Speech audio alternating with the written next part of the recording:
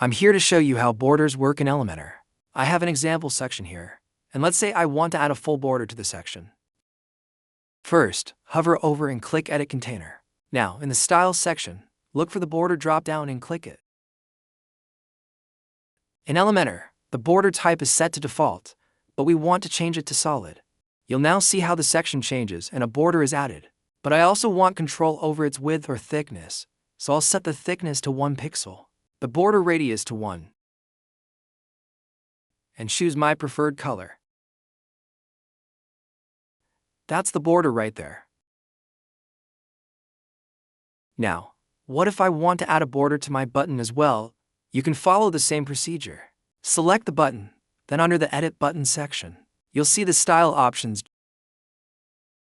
Just do the same steps here.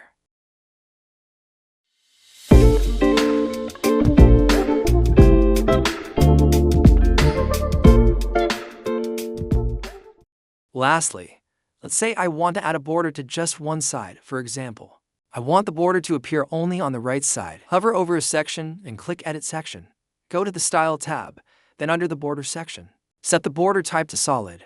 Next, click the chain icon to unlink the values, so they aren't connected anymore. To make the border appear only on the right side, add a value of 3 pixels for the right and 0 pixels for the other sides. And that's how you can easily add and customize borders in Elementor.